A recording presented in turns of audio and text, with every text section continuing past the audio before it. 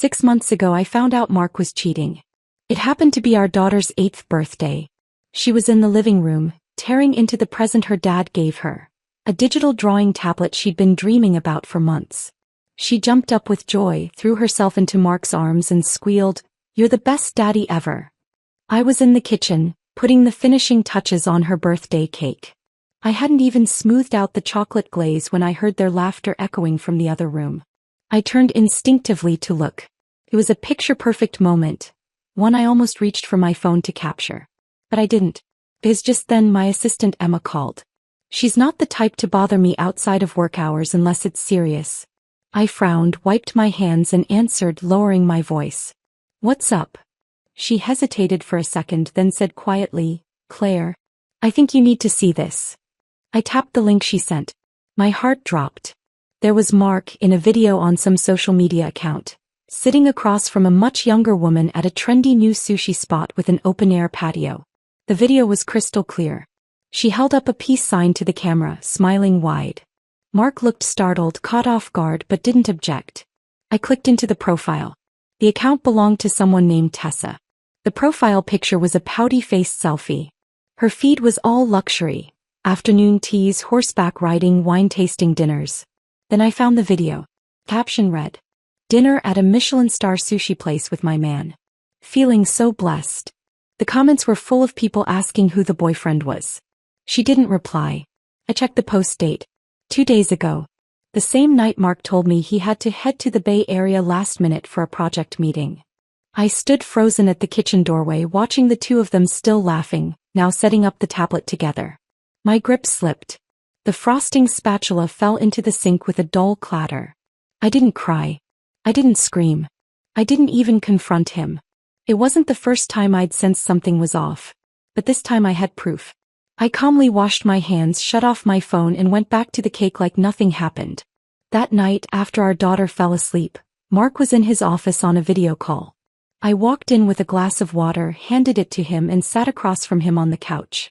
I kept my tone casual. "Tessa. That's a pretty name." He paused, glancing at me with a tight smile. "Who's Tessa? Aren't you working with a new investor?" I figured she might be Tessa. He didn't answer. But I saw it. The flicker in his eyes, the panic he tried to hide as he quickly looked back at his screen. I stood up and casually reached for his phone on the desk. He grabbed it instantly. "I'm in the middle of work. Don't touch my phone." I stared at him for a beat. Then I said nothing and walked away. In the bedroom, I sat down in front of the mirror to remove my makeup. 47. No longer young, but my features were still sharp. Years of working out kept me in shape. I had a thriving career. I was independent. I wasn't the kind of woman who crumbled. But I wasn't about to swallow this. I wouldn't be one of those broken wives from TV dramas, shrieking accusations or begging some smug little mistress to back off. No. I was going to take back what was mine. All of it. Not just the assets I deserved. But the smug, self-important control Mark had wrapped himself in this past year. They thought I didn't know? Perfect. That just meant I had time. To play it smart. To corner them. To watch them walk themselves into a trap, step by step, until there was no way out. Mark was a master of appearances. He could deflect pointed questions in a boardroom without breaking a sweat and effortlessly keep up the image of a model husband in front of friends. I knew him too well. He didn't crack easily. But when he did, he'd fall hard and ugly. I sat on the bed and reopened Tessa's social media profile. He posted constantly, nearly every day. The content was exactly what I expected. Afternoon teas, gym selfies, spa days, girls' trips, and luxury gifts from her boyfriend every few days. She never showed his face directly, but the details betrayed more than she intended. A repeated glimpse of the same tailored suit sleeve, a rare limited edition watch, and a deep gray Maserati appearing in the background of more than one clip. The Maserati was Mark's second car. We bought it a few years back, right before the company went public. It's registered under my name. He barely drove it, said it was too flashy. He preferred his BMW. Quiet. Unremarkable. Perfect for hiding in plain sight. Too bad he underestimated a girl like Tessa. Privacy wasn't her currency. Image was. I tapped on one of her videos titled, "Island Getaway with Bay 2 Hearts." And my stomach twisted, not with pain but clarity. That beach was painfully familiar. Mark and I had been there 2 years ago for a friend's wedding. We stayed in one of those exclusive cliffside villas. I even remembered discussing with Mark over dinner whether we should buy one as an investment. Her video was shot from the balcony of that exact villa. I replayed it. Near the end, she appeared in a white men's robe, wine glass in hand, smiling into the camera as she said, "Moonlight's beautiful tonight, isn't it?" That robe. It was a birthday gift I brought back for Mark from Paris. A small gesture during a business trip. Something I thought he'd appreciate. Images rushed through my mind, but the emotions didn't come with them. I took a sip of tea and kept scrolling. Her bio read, "Lifestyle creator, brand collaborations, DM me." I let out a dry laugh. Lifestyle? Tessa's version of lifestyle was just someone else's money funding her fantasy. I'd seen her name before, in a mid-year report from a marketing agency. She'd done a product launch with a luxury tea brand. The results were mediocre, but thanks to her sweet looks and strong audience engagement, she was tagged as a promising micro-influencer. I went to the agency's site and pulled a list of brands she'd worked with. One lead at a time, I traced her frequent locations, studios, gyms, and content houses. Then I opened a contact group I rarely touched. College alumni. I hadn't kept in touch with most of them, but luckily not all ties had gone cold. I messaged Amy, an old classmate now working as a PR manager at an MCN agency. Me. "Have you guys ever worked with someone named Tessa Green?" She replied quickly. "Once. She's gorgeous but expensive and honestly, a pain. High maintenance, bad attitude." "Why?" Me. "I'm just curious about her background. Can you help me find out who's backing her?" Amy, sharp as always, responded with a wink. "You got beef with her?" I smiled and typed back. "Not exactly. Just, my husband seems to be very interested in her." She sent back a flood of laughing emojis. "Say no more. Give me 2 days." I closed the chat and leaned against the headboard. Mark was sleeping in the guest room now. I told him I needed to fix my sleep routine and couldn't stand his snoring anymore. He took the hint and moved out without protest. Just what I wanted. Some space. I opened my bedside drawer and pulled out a copy of our old legal documents. The contracts from when we first worked with that corporate law firm. I flipped to the section on marital assets. We never signed a prenup back when we started the business. But everything else? Equity breakdown, property ownership, trademarks, intellectual property. It was all laid out clear as day. If I made a move, I could clean him out. But I wasn't in a hurry. Not yet. First, I wanted that woman to trip, publicly. Because if all I did was deal with Mark, that would be far too merciful. 2 days later, Amy sent over Tessa's background. Average upbringing. Parents run a breakfast cart in Ohio. No real connections, she's gotten by on her looks alone. Dropped out halfway from a community college and moved to LA, started as a fitness influencer, then hustled her way into a few rich kid circles. She's a social climber and a diligent one. She and your husband have known each other for about 6 months. First met at a brand-sponsored golf day. Someone from your husband's company introduced them. She's now signed with a mid-tier MCN agency. Her brand's all about the refined luxury girlfriend image. When she's got connections, she lands the occasional luxury sponsorship. When she doesn't, she pushes fitness products online. Bottom line? She's not content being someone's side piece. She wants a seat at the table. That last line stuck with me. She wants a seat. I read it over and over. A woman with ambition. That's the most dangerous kind. I replied, "Thank you.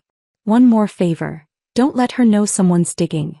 Amy sent back a thumbs-up emoji, then added, "You about to make your move?" I didn't answer. Instead, I opened my calendar and circled a date. 4 weeks from today. My 10th wedding anniversary with Mark. That's when I would end this. Not quietly. Not in the shadows like him. I'd do it face to face so he could watch everything slip through his fingers. Because I wanted him to know. The one in control of this marriage from the very beginning had always been me. I arranged to meet Isabel, a college friend who now co-runs a local modeling agency, specializing in male talent.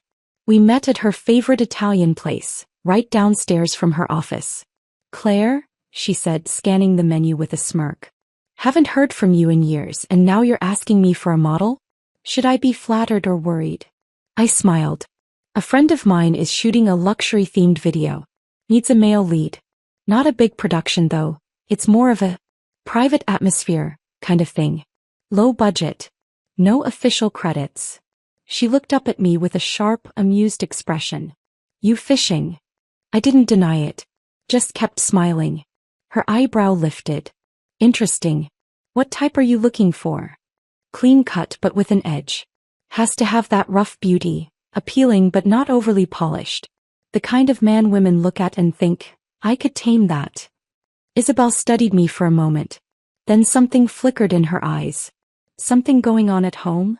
I met her gaze and answered calmly, still smiling, you could say that. But I'm working on it. She didn't pry any further.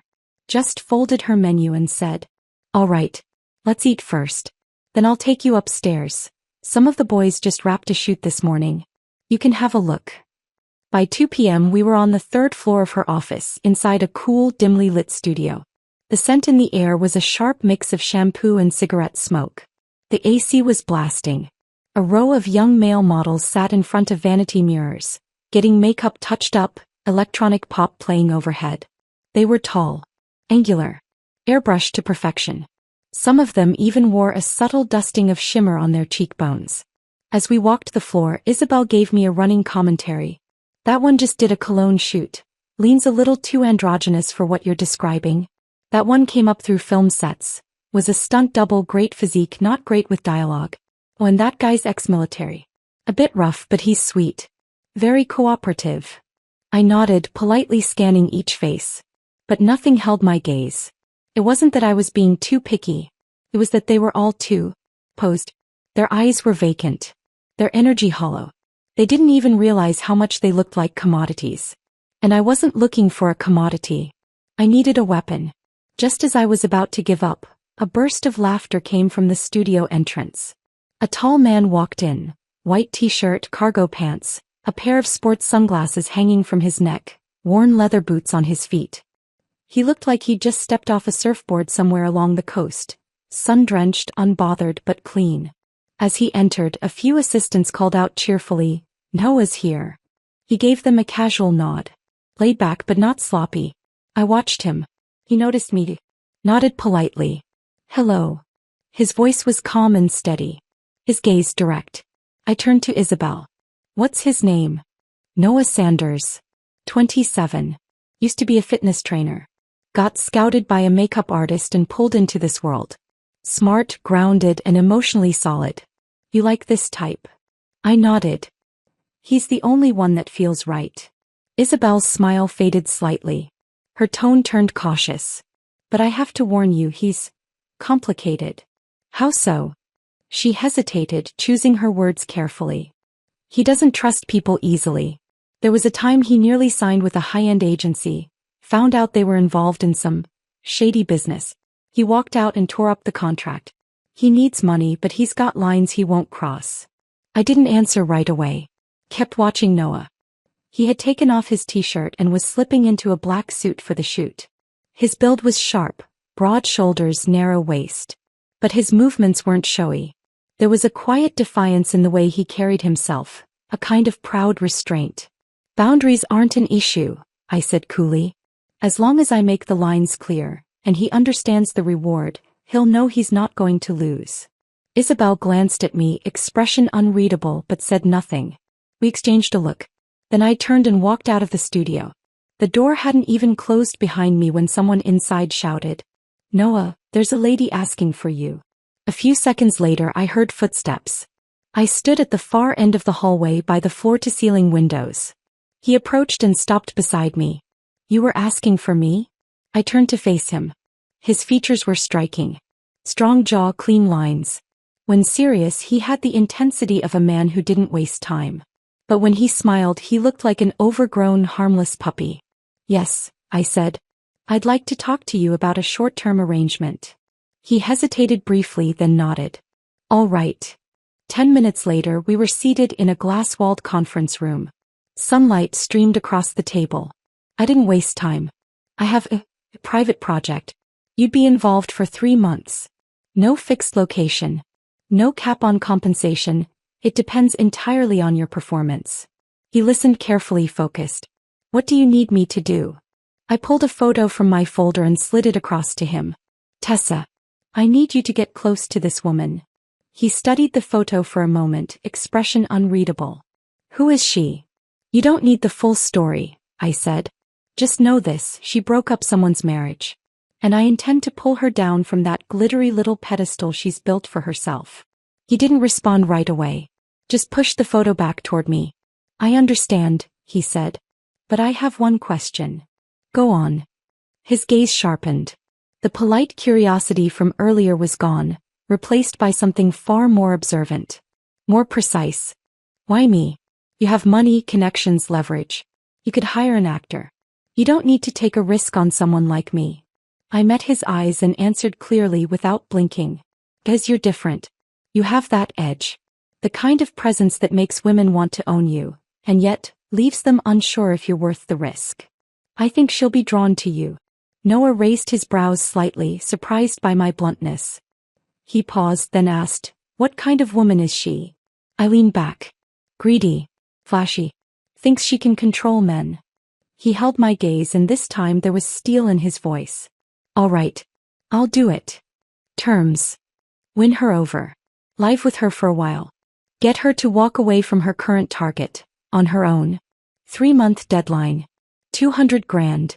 I'll cover my own incidental costs, but I'll need you to help me build the illusion. Create the scenes. Control the optics. Deal, I said, nodding. You'll get a furnished apartment, wardrobe, car, and a flexible living budget. All I ask is this. Play it convincingly. Stay in control. And don't fall for her. Noah finally smiled. Deep, rough, but clean. Relax, he said. I only fall for smart women. I studied him for a few seconds, then nodded. Good. The hunt had officially begun. And I had just found the perfect sniper. The next morning Noah and I met at a quiet cafe. I didn't say much, just slid a small card across the table to him. Today you don't need to talk. Just do exactly what I say. Noah nodded, took the card without looking at it, and slipped it into his pocket. Then I brought him to meet Barton, my longtime stylist and one of the sharpest eyes in the city. Barton gave Noah a once-over, then smirked. Good bones, but that face is too innocent. Women love innocent faces, but only when they belong to men who look like they can drop 5 grand on dinner without blinking. 3 hours later, Noah stepped out of the dressing room. He wore a pale gray bespoke suit, tailored to perfection, hugging the physique he'd built over years of training. A crisp white shirt peeked out from the cuffs, and a sleek timepiece rested on his wrist. Not the flashiest, but one that connoisseurs would immediately recognize. His hair had been subtly styled, parted to the side to expose the hard line of his jaw. He looked like he had just stepped off a private yacht, refined, casual, unattainable. Noah looked down at himself, visibly uncomfortable. This feels off, he said. Like I'm faking it. I looked him over and replied flatly. You are. You're just the luxury version now. He looked up at me, half smiling. You're kind of brutal, you know that? Thank you for the compliment, I said without flinching. Over the next 3 days, I dragged him through half of boutique suit stores, luxury watch galleries, high-end perfumeries, and finally a sneaker dealer with overseas exclusives. He never once complained. Only occasionally stepped out of a fitting room to ask, isn't this a little much? My answer stayed the same. You're playing a trust fund, baby. This is bargain bin. Every purchase went on a supplementary card tied to one of my accounts. When he first saw my signature, he raised a brow. Claire Preston, he read aloud. You're one of the partners at Preston Group? Is that a problem? No, he said slowly. Just didn't expect it. You're good at hiding things. I didn't reply. Just met his eyes until he looked away and gave a quiet chuckle.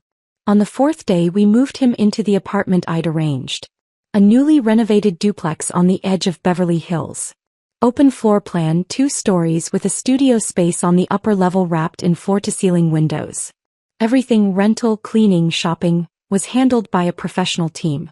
The place was curated to perfection, down to the record player and rare whiskey collection on the shelf. It screamed, this guy knows luxury and doesn't need to prove it.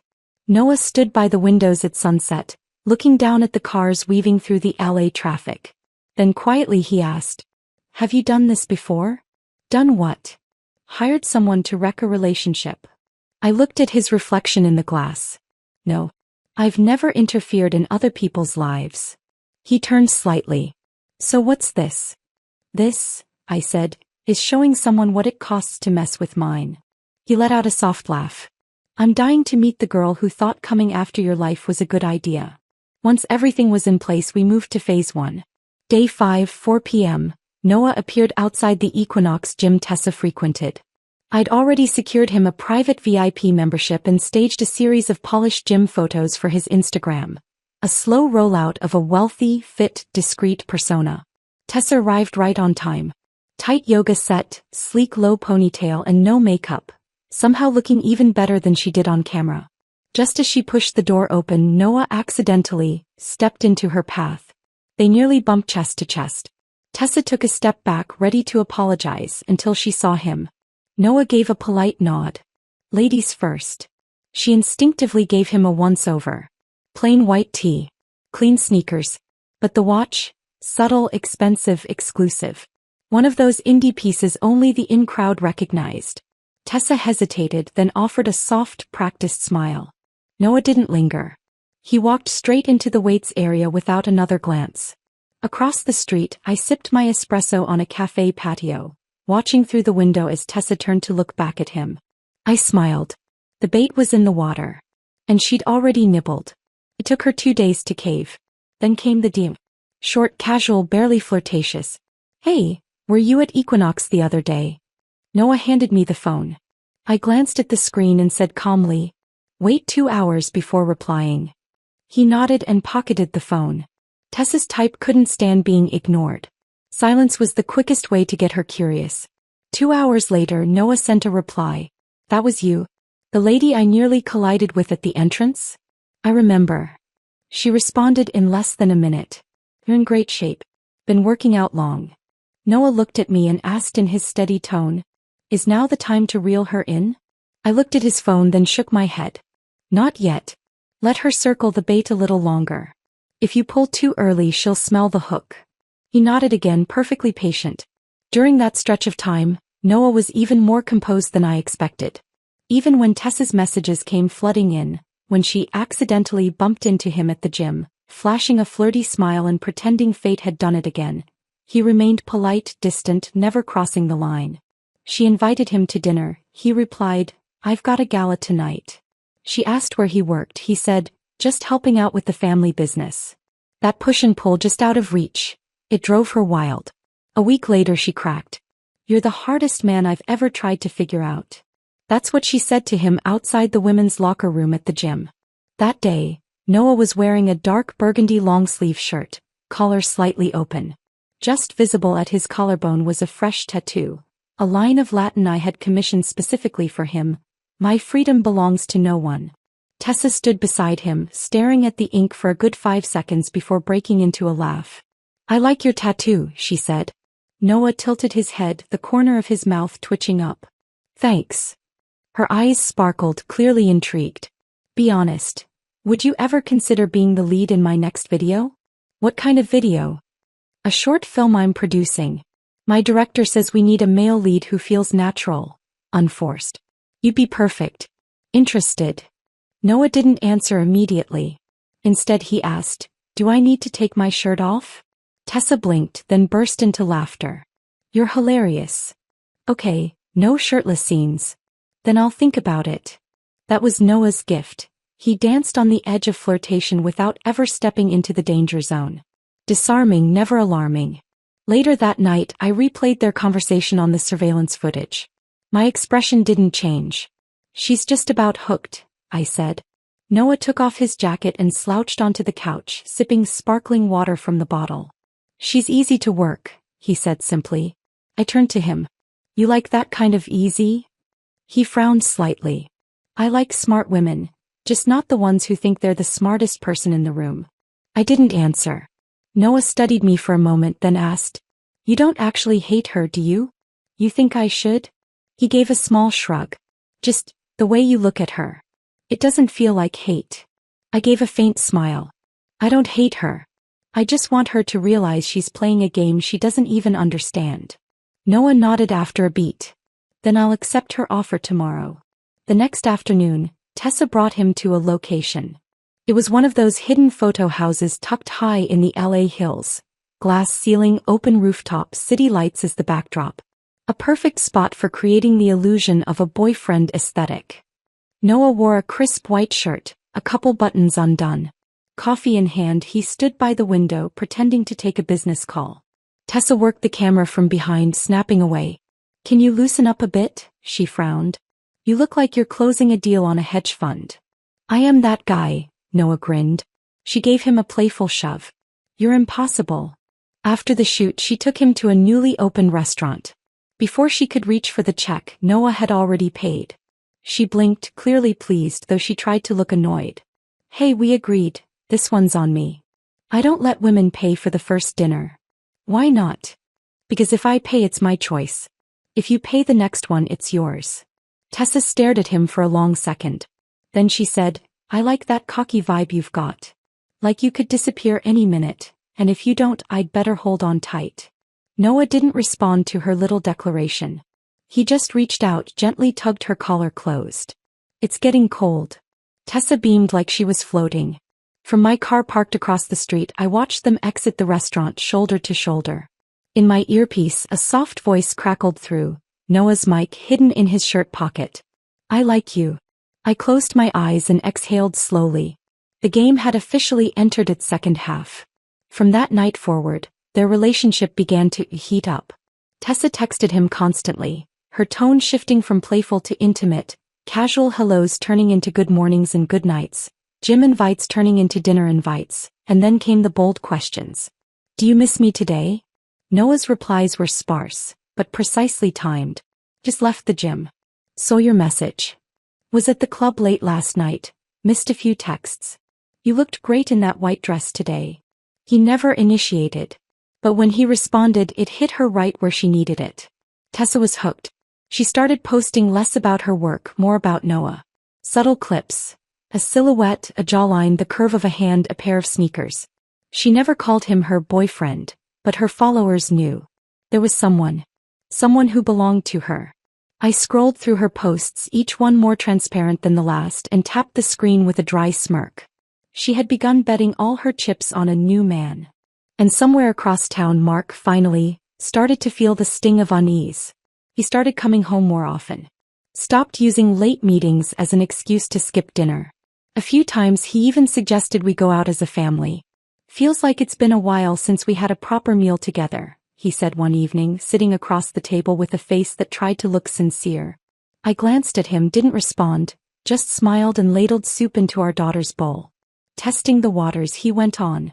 "I was thinking, for our anniversary next month, what if we went to Paris? You always said you wanted to go back to that Michelin place, right?" I shook my head gently. "Mid-year strategy review is coming up. I won't be able to leave." "I could help," he said. "With the meetings. I could be more involved in the business." "Aren't you busy with that Bay Area project lately?" I asked, my tone still soft but each word razor sharp. His smile faltered, then quickly returned, stretched a bit too tight. "I've cut ties with some unnecessary partnerships. I want to focus on family again." I let out a quiet hum. Said nothing more. The guilt was practically dripping off of him. For a brief moment I almost felt sorry for him. Almost. That night after he showered, he sat at the edge of the bed for a long time. I was reviewing documents when I heard his voice. Low, hesitant. "Claire, I've been doing a lot of thinking." I didn't look up. He continued. Do you know something?" I replied without pause. "You mean about you and Tessa?" He flinched. His head jerked up, panic hitting his face like a wave. "I don't know when you found out. I swear it was a mistake. I've been trying to end it." "But you haven't." He closed his eyes, voice rough. "She's been distant. He's not the same. She barely replies now. It's like I don't exist to her anymore." "Oh," I said calmly, "so now you're here for sympathy?" "No. I'm trying to tell you I'm done. I really see it clearly now." I finally closed the folder and looked at him. "Mark, you're not clear. You're scared." He froze. I stood and walked to the window, my back to him. "She never loved you. She loved the life you gave her. And now that someone else is giving her a better one, she's moving on. You never had control over her. Just like you never had control over me. Silence. Then a whisper behind me. Will you forgive me? I didn't turn around. You're not worth the energy it would take to forgive. You just need to be ready to pay the price. 1 week later, Tessa scrubbed Mark from her Instagram life. No more gray Maserati in the background. No more boyfriend's gift captions. Her posts now featured Noah. Flowers from Noah, photos taken by Noah, weekend concerts with Noah. The Maserati, now covered in dust, sat parked under her building. The keys were mailed back to Mark's office, anonymously in a plain unmarked envelope. That night Mark came home in a rage and hurled his phone across the room. She sent the car back, he shouted, almost shaking. What the hell does that mean? Why? Why would she? How could she? I was on the couch, sipping tea, eyes on my tablet. Maybe, I said calmly, she met someone more interesting than you. His breath caught. His face reddened. You know who she met, don't you? Did you do something? I finally looked up. I thought you said there was nothing between you anymore. He stood there, stunned, wordless. I rose from the couch, voice cool and flat. She doesn't need you anymore, Mark. And you're not hurt because you loved her. You're just mad your ego and illusion of control got crushed. You deserve it. Tessa's fairy tale didn't last long. 1 weekend with Noah and the cracks started forming. She noticed things. No trace of his supposed company, no public record, no business partners. He always dodged questions, never talked about his past, avoided any mention of a future. But what really triggered her alarm bells was a detail she almost missed. A glimpse of his credit card as he paid. A secondary card with the signature clearly embossed. Claire Preston. That morning while he showered, she slipped into full-on suspicion mode. She went through his wallet. His phone. His laptop. The laptop was clean, too clean. No emails. No files. Nothing real. And that's when she realized. The man she thought she was conquering was never even real to begin with. Her certainty began to crack. And then she finally asked the question. Who are you really? Noah just gave a quiet smile, leaning back on the couch. Who do you think I am? Her face drained of color. This was all planned from the start, wasn't it? He didn't answer. Instead he asked, why did you go after Mark? Was that all planned too? Tessa's voice shook. What's your connection to Claire? Did she hire you? Noah said nothing. He stood up, calm as ever, and placed a single sheet of paper on the coffee table. An extra copy of the contract I had drawn up weeks earlier. You want answers? They're here. But think carefully. Do you really want to know? Her hands trembled. She stared at the document, lips trembling now. Why are you doing this to me? Noah looked at her evenly. Because you hurt someone you shouldn't have. That night she posted a black and white photo on Instagram. The caption was just one sentence. May those who use others like chess pieces one day learn what it feels like to be sacrificed.